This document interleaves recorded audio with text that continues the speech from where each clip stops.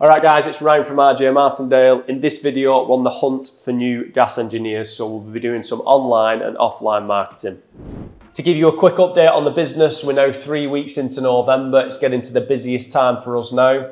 This time last year, we was doing roughly 280 to 300 jobs a month. We're now doing between 500 and 600 jobs a month across both businesses.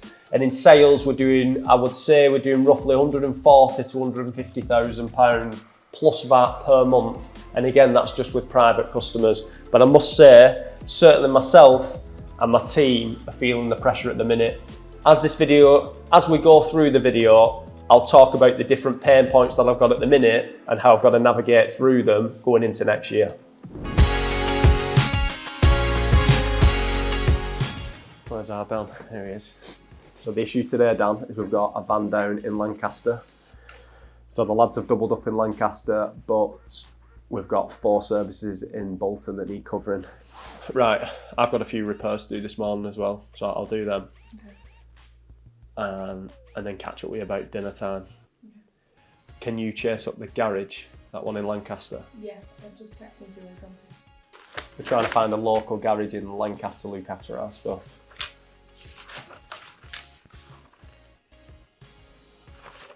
It was that guy. Yeah, it's him, isn't it? He was sound. Yeah, Jeff. Jeff. Right, we'll get on to Jeff. Yeah? Oh dear. Should it not be on camera, this one? Go on. Yeah. Just ring me and I want to cancel my home care. Okay. Alright, that's fine. Can I ask you why you want to cancel it? Well, I phoned up. I wanted to have some bathroom work done, and I'm told that you don't do work like that. Yeah. Oh, don't film this. This is a complaint. Yeah. we can edit it. Told that you don't do bathroom work anymore, and yeah. I'm not happy that you're cherry picking jobs. Oh wow. And I'm not confident that you'll come out to me in a timely manner. Oh, fair enough. Just let him go. Let him go. Let him go. So yeah, I have done. One issue that we've got at the minute, you can see we've got boxes everywhere, loads of parts here. Our stock room is reasonably tidy, but it's just rammed. Rammed full of stuff in here. Hang on, let's the light come on. Lights on, yeah. This is full of gear. Let's come down here. We've got all these boxes here. This is all full, it's just a mess, but come on, come down here, Daniel.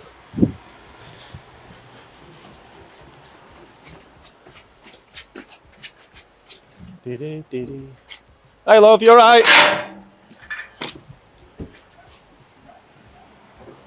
Dog's barking. But we have managed to take over this yard, which was part of the unit underneath. But we've got this first, we've not really done anything with it, we've had it a few months, we've done nothing. You can see it's a bit of a mess, but it is a big open space. And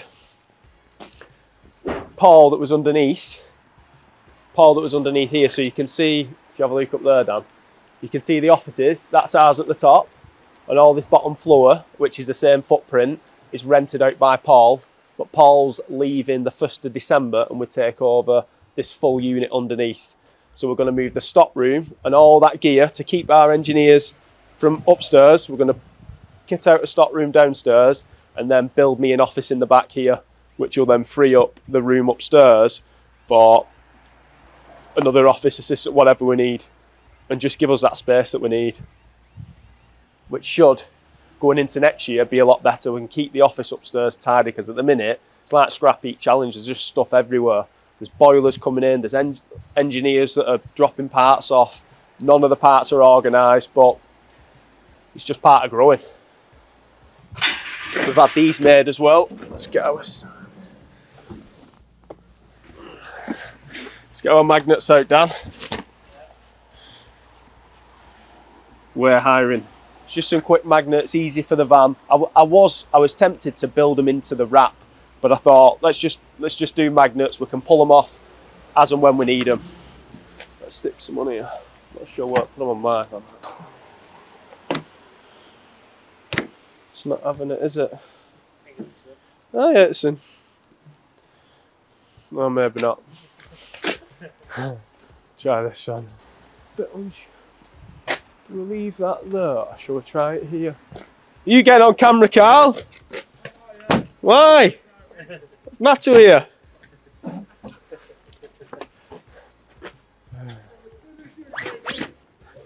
Look at it.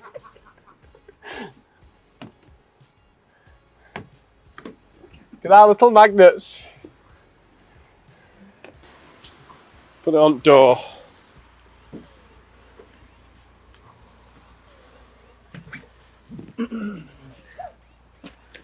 This is Carl from Plum Factory. Put that cigarette out. Carl looks after all our boiler orders. Don't you, Carl? I do my best. Put a little Paul, who we. What are you laughing at? Let's try again. Can't find the words. Right, let's try again. Let's try again. So on these magnets, we've gone purple, so it stands out off the orange. They're in the BHE colours, to be fair. The little QR code links to a landing page with a contact form. So if any engineers do scan it, they may not do, but it'll take them through to a landing page. They can put the details in, and we'll start a conversation. This is just one of the things that we're going to do for offline marketing. So magnetic signs on the side of the building. Put some ads in the local magazines that we advertise to. And then, of course, we'll then do the online stuff with our recruitment guys. And hopefully the combination of everything should get the word round that we're after new engineers. Right, Emmy. Oh yeah. Duncan McCarthy just rang with regards to when he can get his boiler in. Okay. And also he said on the quote, the second rad is the wrong way round. It should be 7x6, not 6x7. Just double check that that's height and width then. It's normally height. Yeah, he said it's definitely 700 high by 600 width. Alright, okay. That's fine. That's fine. Just make the adjustment on that, and then in terms of booking a day, push that back.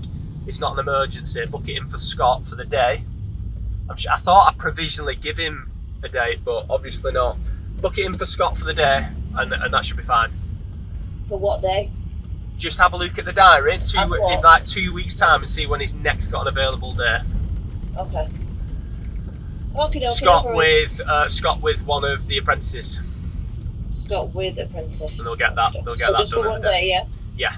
And just that. All right, no problem. If I remember, that's a system boiler. So just make sure when the order goes through, it is a system boiler, not a combi. Right. Okay. No problem. All right. All right, lovely. Cheers, Amy. Try, love. Cheers, love. Bye. Bye. I am going to try and get some more footage. The girls don't really like it, but we've just all got to get used to it. It's still really weird for me, Dan filming and me making the time. I keep questioning whether I should be doing any of this, but especially when we're really busy. But I know further down the line it will be important. So yeah, we'll do some more of that. We'll try and get some footage in the office. It's 10 o'clock, so now between 8 and 12 I normally have a free diary where I can be working on whether it's accounts, marketing, like content, but the diary's just, these are some of the issues that we've got. I call it red line in the diary. There's too many jobs being booked in at the minute because we've not enough engineers. The optimum way to run the diary would be our service and breakdown engineers, so we've got 3 in Bolton and 2 in Lancaster, to be booked up to about 70% of the diary.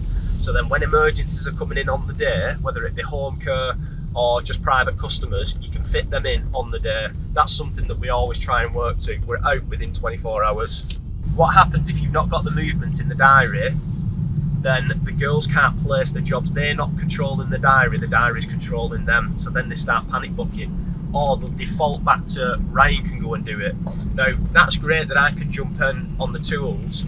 In theory, it seems okay, but as soon as you put me on the tools, then the stuff behind the scenes starts falling back, and I then become a bottleneck. So like quotes that need converting, like all that starts slowing down, so your conversion rate will drop, and amongst a load of other things, getting back to people, and then me overseeing the jobs, overseeing the diary, because at the minute with no middle management in place, we've got me, the girls in the office, and the engineers. There should be somebody in between the engineers and the girls in the office.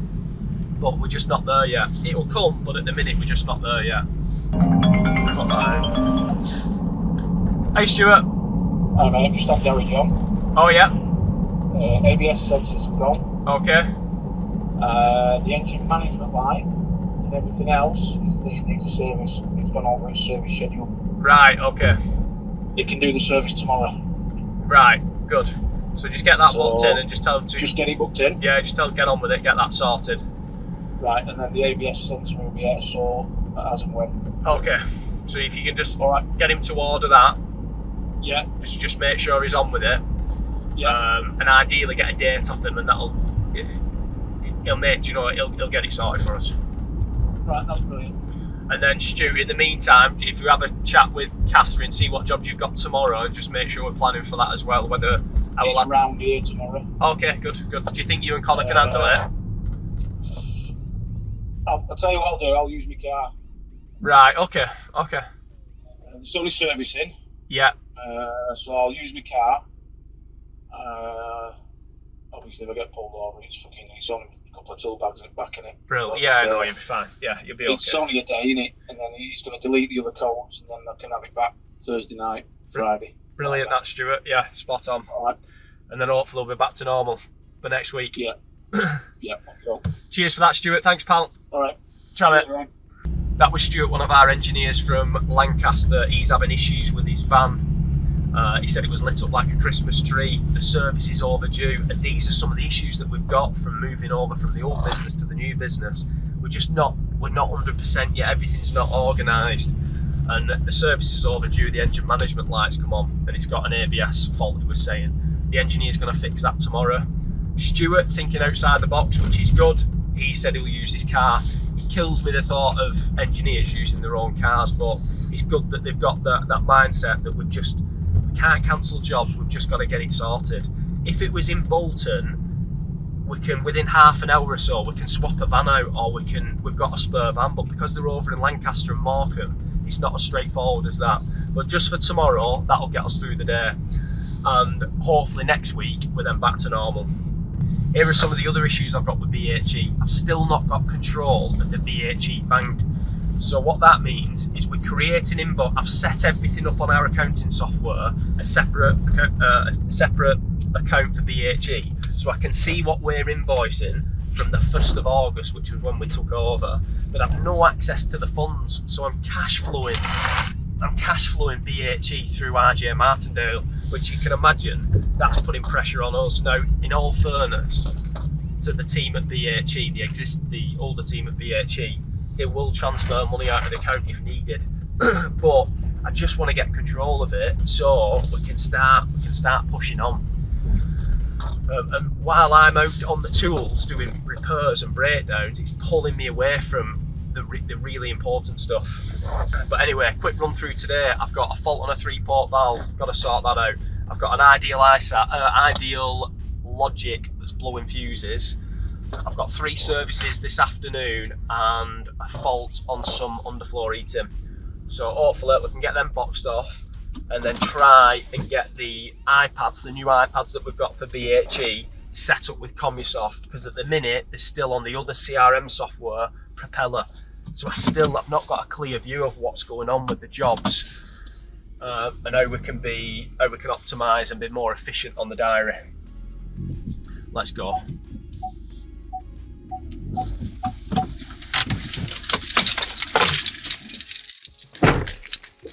Right, that's that job sorted. I've replaced the 3-port valve on an unvented cylinder that our lads installed about 12 months ago.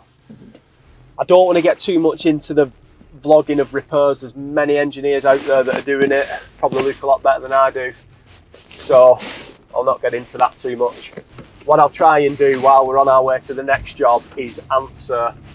I've had a few questions on marketing agencies, so I'll let you know the issues that I've had and things to look out for when you're pushing forward with a marketing agency. I would say I've probably spent around 80 grand now across different people. I fell out with quite a few of them. Always starts great and then end up falling out with them for one reason or another. So I'll talk about them points too. I have pulled over while I use my phone. Scott's just messaged me. his van's leaking oil and he needs one of the spare vans just to add another problem to the mix. Hiya Scott, so depending on how bad your van is or where you are, then I'm in Chorley at the minute picking up a part, and then I'm heading over to Horwich so we can meet up. I can give you the keys for the BHE van that is empty at the minute, or there's the RJ Martindale van that's parked outside of the office. You can take either of them. Cheers, pal. That wasn't planned, by the way, but there's a good example of the engineers in Horwich. They're literally 10 minutes away, 5-10 minutes away from the office, so they can jump in one of the vans. I've got the 2 vans parked up at the minute while the garage has been working on. We've had issues with the other vans. There's always something. I'm finding now there's always something. The 2 vans that are parked up are ready to be racked out. The racking has been delivered yesterday. We've not even got anywhere to put it. So fortunately, Plum Factory have put it in their stores. They're our suppliers. But it just means that Scott can jump into that van.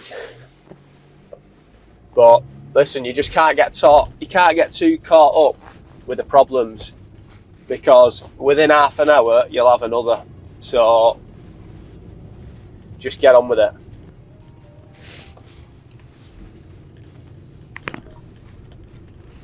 Hi Scott. Just 1 minute, mate. My hands free's not working.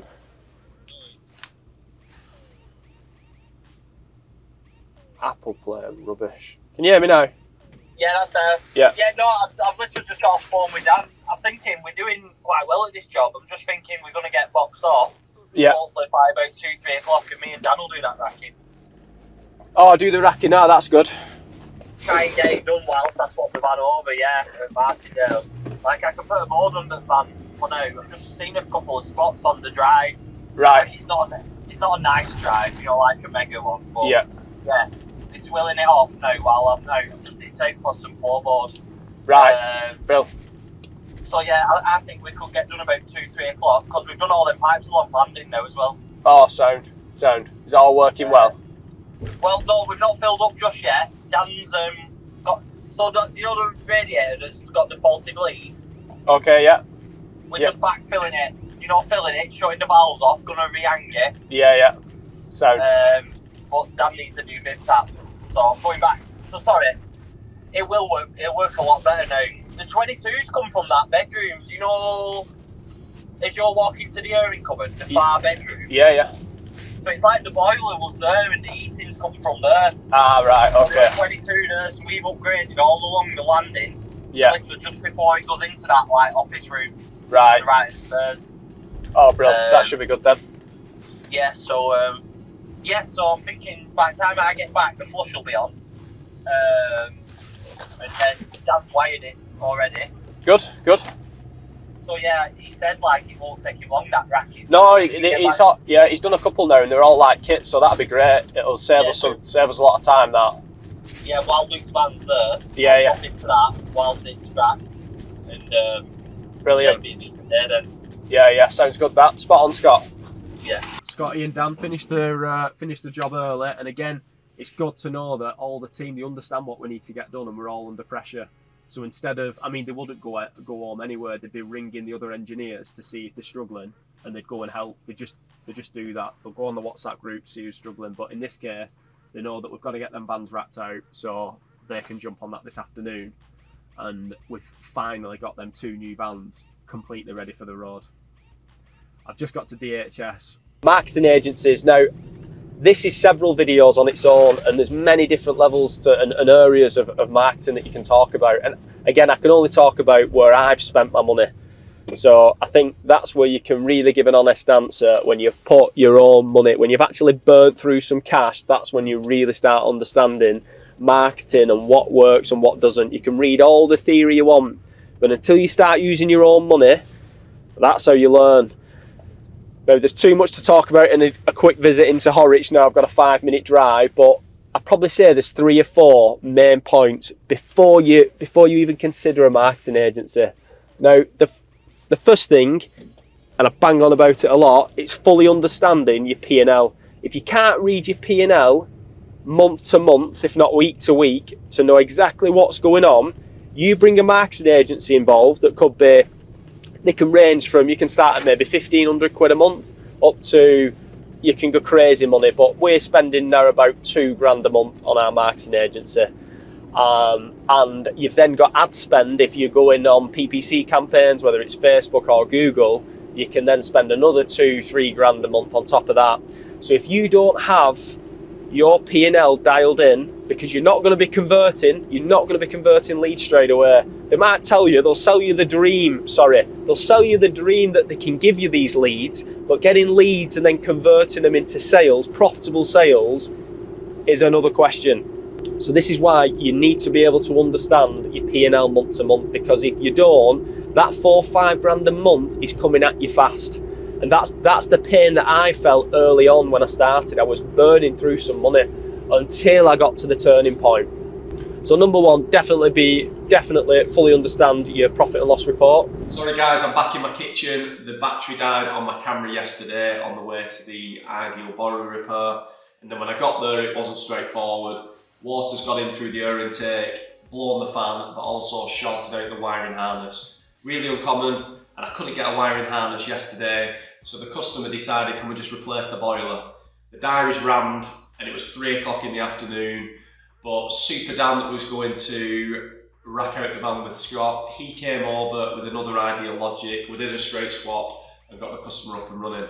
But I didn't finish my video. It's now 8 o'clock Thursday morning. I'm going to do this now so we can get it out. I finished off yesterday. I was talking about understanding your P&L, making sure that's dialed in. And secondly, for me, when I was choosing a marketing agency, what I needed to understand, which I never knew at the time, was where do they specialise? Online marketing will be building a website, SEO, Google PPC campaigns, Facebook PPC campaigns, retargeting campaigns, and also SMS and email campaigns. That would be your online marketing.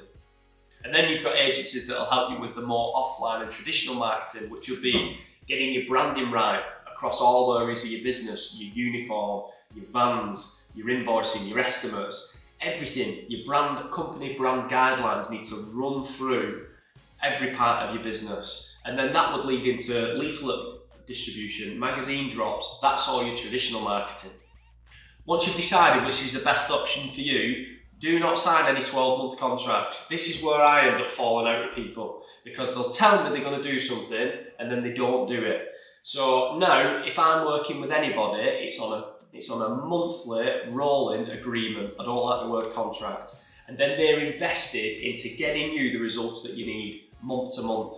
And then I don't want, what you'll find with a 12-month contract, they'll rip off a report from like SEMrush, which is basically, they'll give you the analysis of how your SEO is performing, which you've no idea how to understand it, but it looks cool. Whereas now, I get a report of what actual work have they done. Have they added a new page to the site? Have they added a blog post? Have they optimised the landing page? Have they, whatever. But you can see exactly what they're doing and they're invested month to month. Another thing that did do my head in is most of the online agencies use a white label product named GHL, Go High Level. And what their aim is to outsource everything, use as much AI, ChatGPT, whatever they can do to do the minimum amount of work as possible. I'm not interested in that.